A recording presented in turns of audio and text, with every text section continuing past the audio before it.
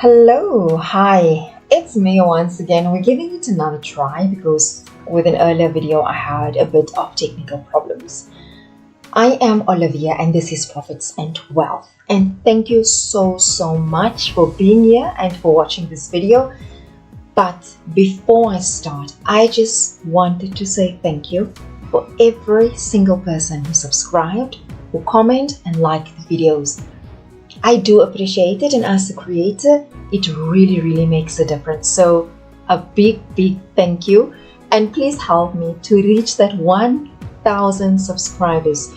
I'm now close to 500 subscribers thanks to the amazing people who are watching the YouTube videos and who comment and just share their opinion. So today I want to speak about the power crisis in South Africa, which is nothing new. I want to talk about where it started, what was being done, and what I think, in my opinion, is our biggest biggest obstacle to progress in this country when it comes to solving our electricity crisis. With every problem, there's a solution. That's just a reality. But depending on where you look and what you do about the problem, it can either stay with you and you can hope that you can ignore it and it will go away, or you have to face it head on. In the case of our electricity problem, which started in South Africa, it started in 2007, when the alarm bells were sounded that we are going to have a shortage of electricity. And I want to take you back to 2007. In 2007, South Africa's economy was growing. Our president was President Thabo Mbeki, who focused on the economy, who focused on job creation. He was not the most popular president, but when it came to the economy, during his tenure, it grew. Our economy grew with 3%, which was wonderful, but we did not realize it because our focus was on other things. So when the alarm bells and knowledgeable people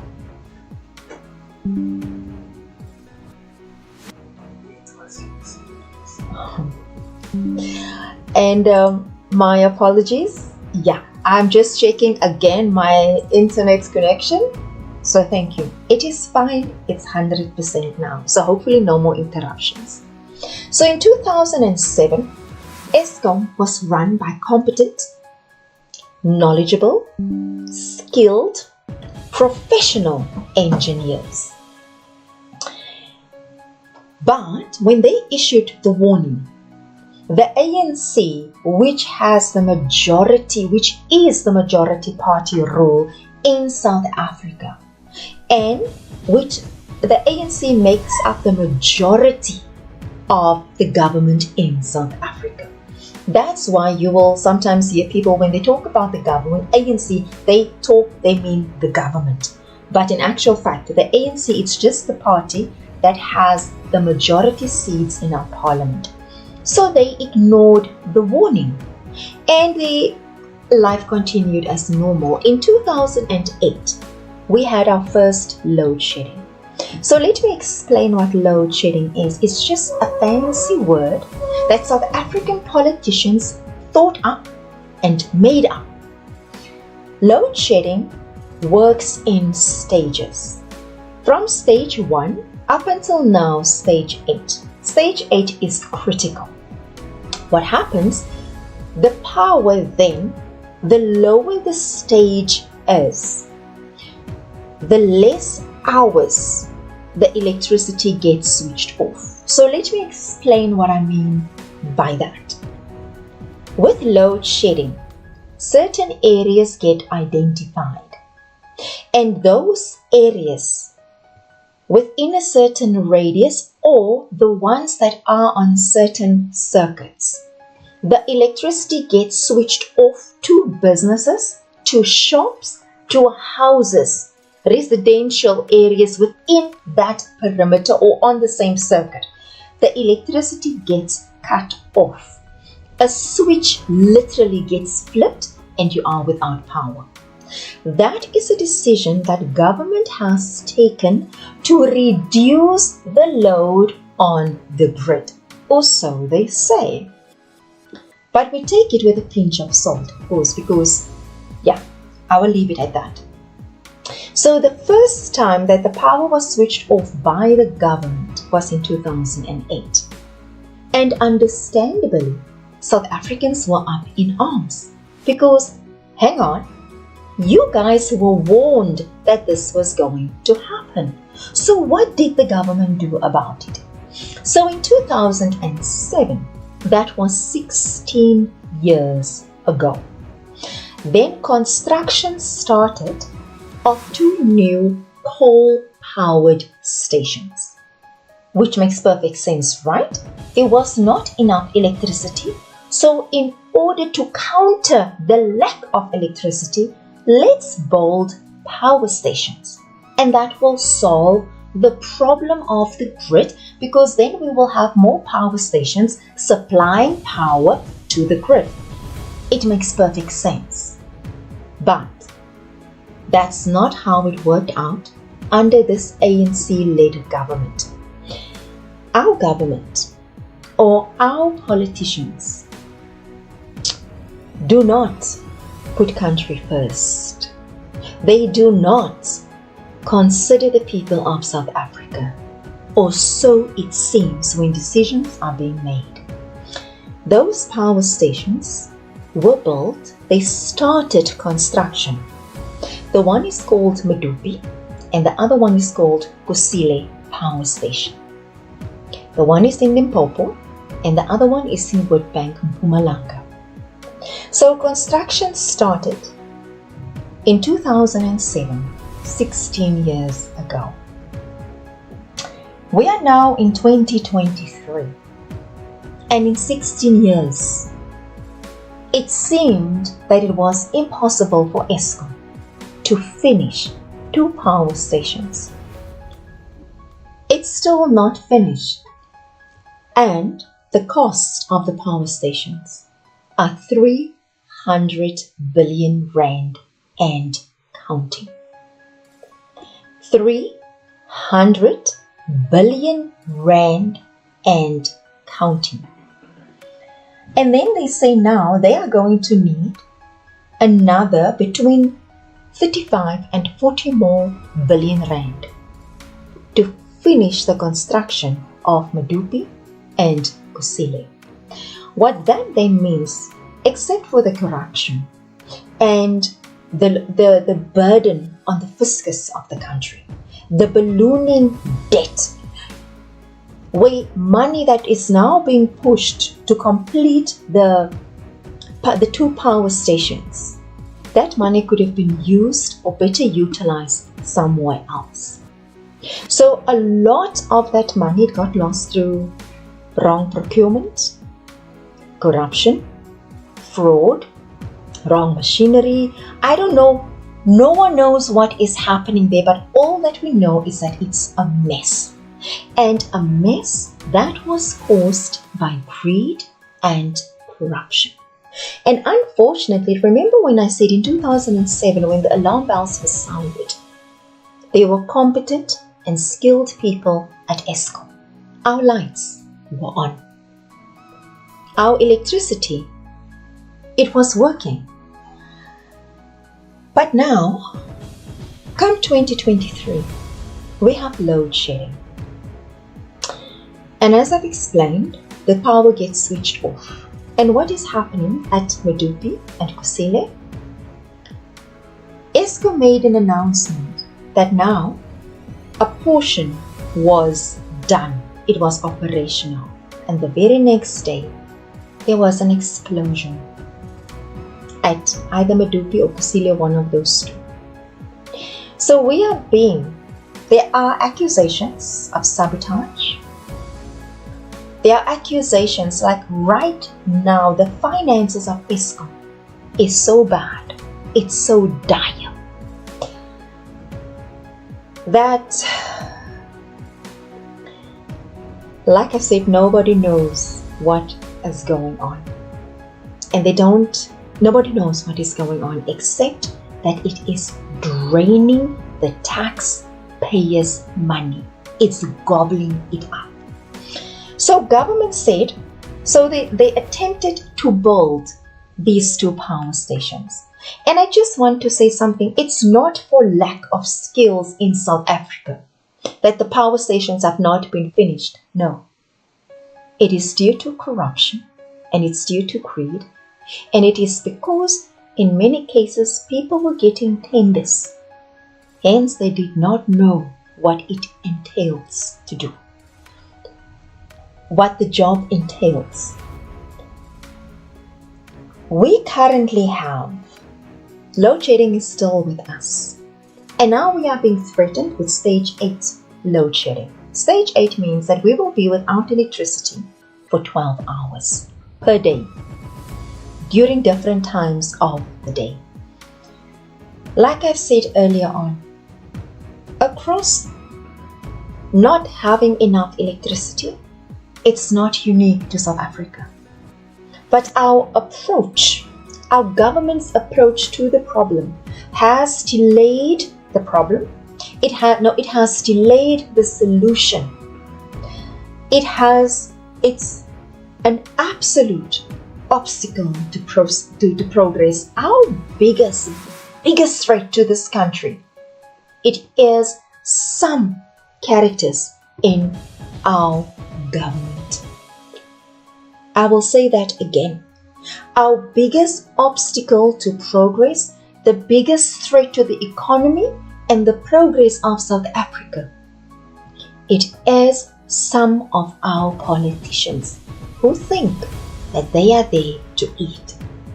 300 billion rand later, 15 years later, and Medupi and Kusile is still not completed. So what effect did that have on the South African economy and on the businesses? Everyone knows, for you to run a business, be it manufacturing, whether it's a restaurant, whether it's food production, whether it's farming, it needs electricity. So load shedding has hit every industry hard, because during load shedding there is no power available, there is no electricity available. If you are a restaurant owner, you have to close your doors if you don't have a generator, and if you don't have a backup system, if you don't have solar panels. In terms of big business, you must invest millions of rand for you to install solar panels. Look at, if you are manufacturing, if you own a manufacturing plant, you need to now find money somewhere to invest in solar panels and a backup system.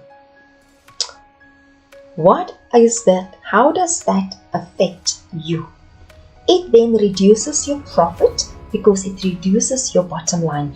You need now to invest more in order to produce the same amount, because you need to make sure that the electricity in your plant, in your restaurant, in your shop, in your office space, that is on.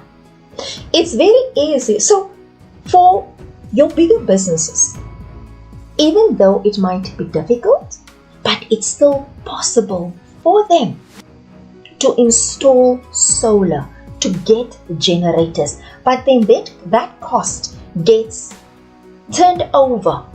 It gets passed on to the consumer. So which means food prices increase, petrol increase, because somewhere you need to make up for the extra cost of getting electricity to your plant, your factory, your restaurant, your any kind of business. Because there are certain times of the day that you don't have electricity. There are many, I believe, the only ones who read about in newspapers and we see online and we hear about on the radio are only some of the extreme cases. But how many untold stories are there on how load shedding is negatively affecting businesses and incomes, and at the end of the day, families? But does the government care? Does the ANC care? Because I'm speaking to the ANC because they are the ones who have the decision power in their hands. We have the minister, I want to get his title right, of minerals and energy. Minister Gwedi Mantashe.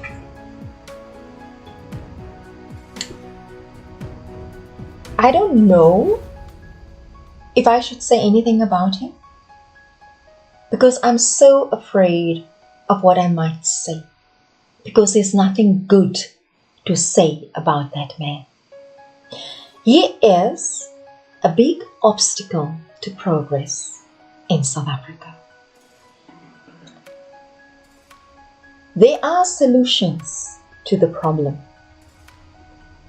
but unfortunately, our government likes to have their fingers in as many pies as possible without delivering anything, without getting the job done. The economy of the country is at stake. Jobs are at stake. Livelihoods of people, ordinary people, are at stake. Then let's look even at the health sector, where you need people in ICU that has to be connected to machines 24 hours a day. There are some hospitals that are exempt from load shedding. But the way that our grid is messed up, when the power goes out, there are three possible options that we say: either it's load shedding, or it's infrastructure that is so messed up because of load shedding, or cables have been stolen by cable thieves. So these are your three options. But in terms of the solution to the problem, renewable energy is a possible solution. Renewable energy cannot replace traditional electricity or normal electricity, but renewable energy cannot completely replace the grid. It must be a mix of renewable, coal, and nuclear. And that is not sentiment, it's not opinion or wish, it is a reality. Because right now, our grid is overloaded and the infrastructure, they did not maintain the infrastructure. And for anything to run properly, you need to maintain the infrastructure. So it's a messed up infrastructure. It is corruption. It is, oh my gosh, think of a bad thing that can happen in a company to a business. And that is what has happened at Eskom. And the solution, like I've said, is renewable, nuclear, and then of course it is just to relieve the grid and coal. But only if you are willing. Can that be the solution? And can you understand that it's not the either or? Only when you are open to listen objectively to the solutions can this problem be solved. The independent power producers sign an agreement with government. It sounds really good and beautiful and fun and perfect. It wasn't. Because government objected. The Department of Minerals and Resources, and I think it was energy at some time, and I don't know because things keep on changing. So under the previous minister, the independent power producers were blocked. They said, we can help to relieve the grid.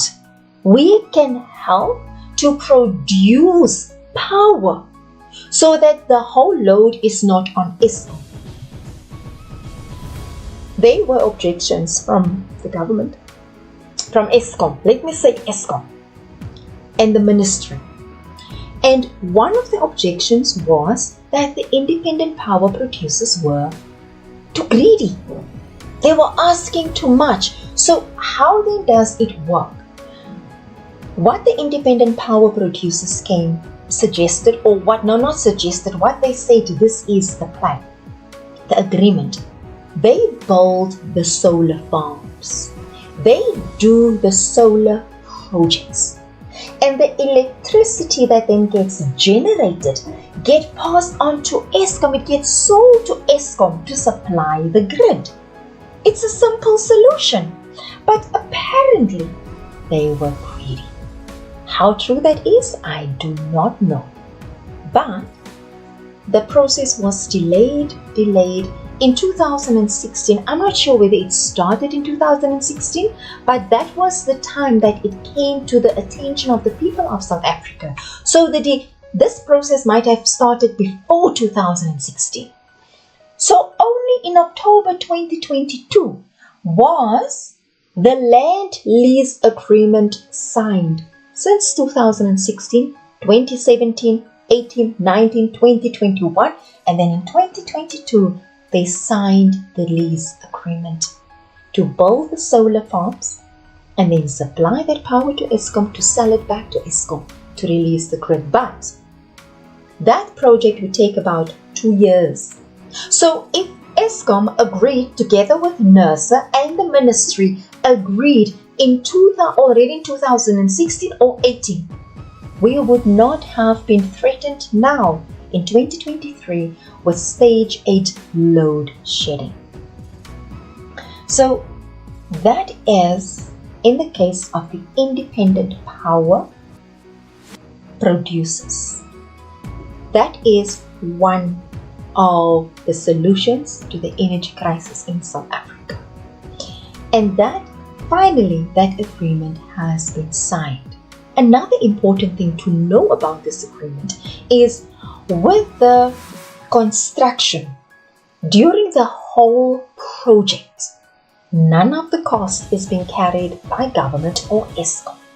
The independent power producers will carry the whole cost, and it's only on completion when they start charging Eskom. That is when they'll be able to recoup their money. So that's the setup. And remember Medupi and Kusile power stations? That construction started in 2007 and they are not done yet. And it's now costing, it's more than 300 billion, and they'll still want another 35 to 40 billion rand more. So that's not finished.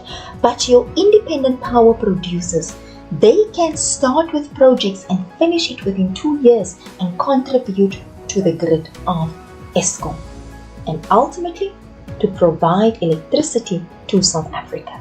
That's only one portion, because renewables cannot replace electricity generated by coal or nuclear. So now let's look at your coal power stations. Already we have coal power stations in South Africa. So why do we have this problem?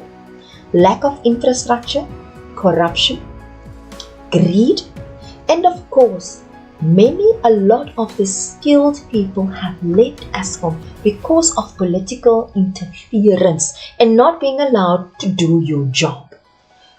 So Eskom is in a mess and our infrastructure is in a mess. But now, In spite of that, they are still providing us with electricity. And they are so busy constructing Medupi.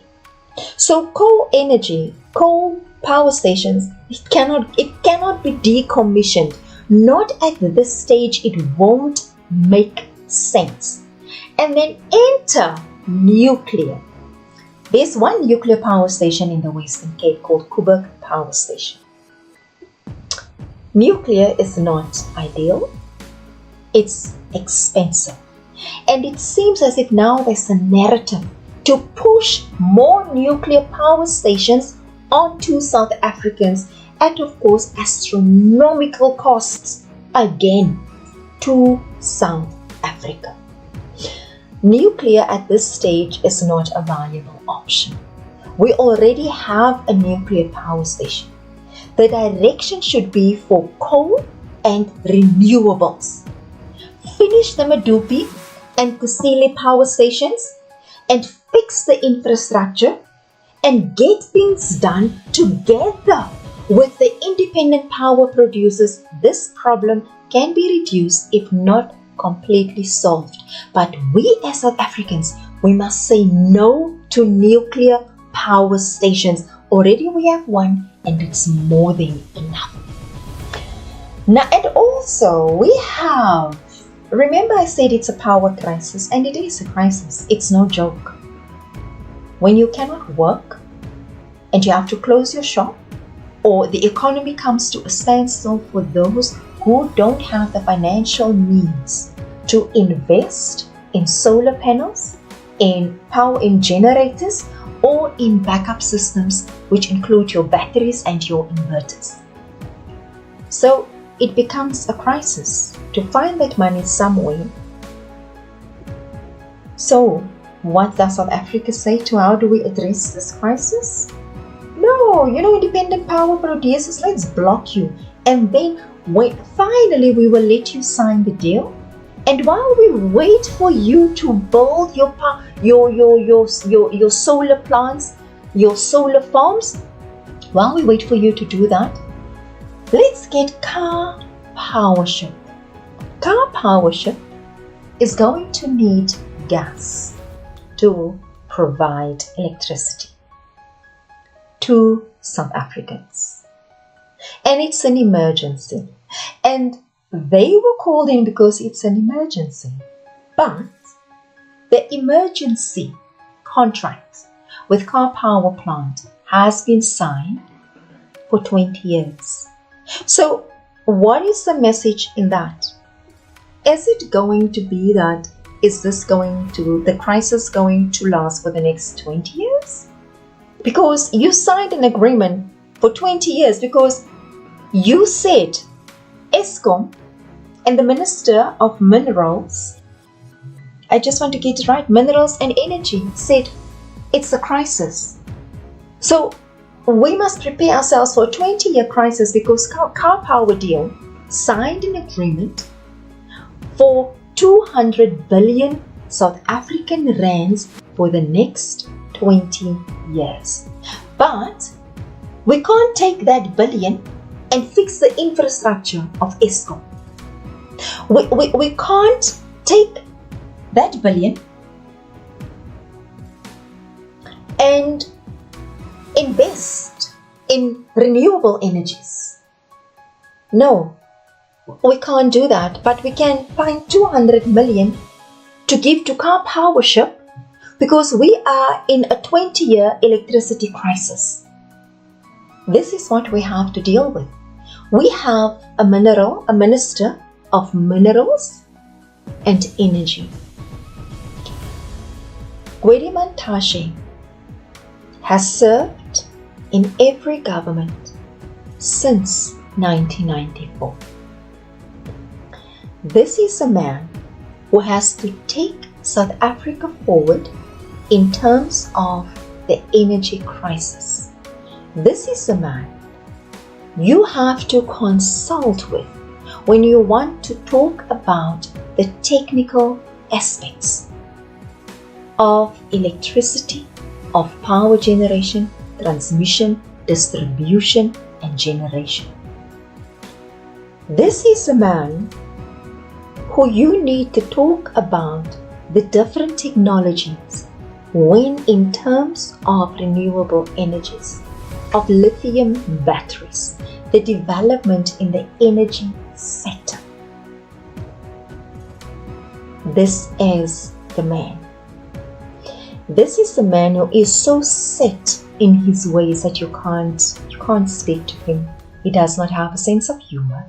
And I doubt if he understands the importance and the significance of the portfolio that he carries. And how, because of this one man, and of course he has his cronies and his supporters, of this one man, we are struggling because of the decisions taken by the Ministry of Minerals and Energy. Because of the decisions being taken there, in conjunction with NERSA, with Eskom, we have a problem of energy in this country, a crisis, and it's not as if there's no solution. But hang on, they came up with another solution. They said, wait, let's create a ministry for electricity. I want to give you the exact title. It's called the Minister in the Presidency Responsible for Electricity. Our politicians are so amazing. They are so wonderful. You know what? When we have a crisis, we just become deaf and we put someone there who seems as if they are doing something, but we're just duplicating another ministry. I know I'm being sarcastic here, but I hope for the sake of this country, for the sake of progress and advancement, that we are able to solve this crisis.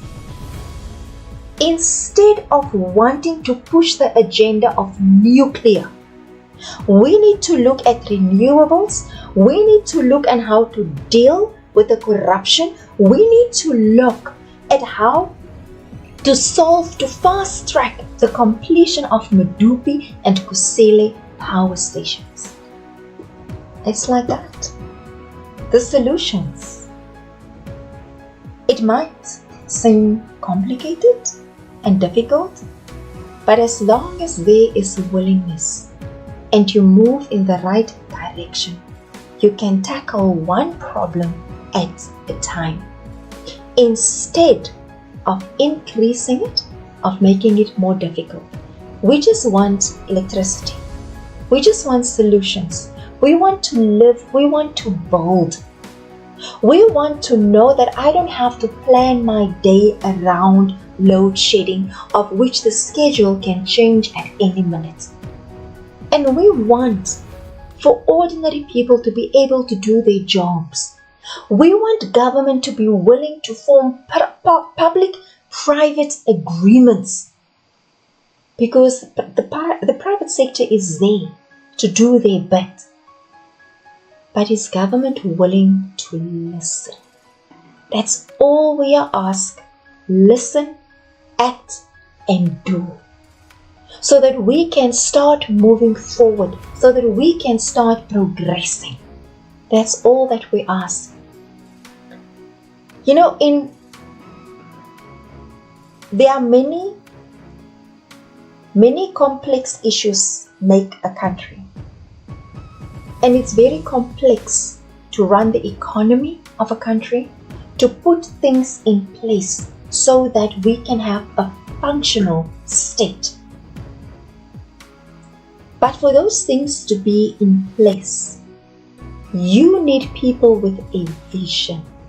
You need people who will do what they say they are going to do, who are competent, who put the country first, who love this country, and who are people who are willing to do what needs to be done so that we can progress as a country and contribute to the growth of Africa. My name is Olivia, and this has its profits and wealth.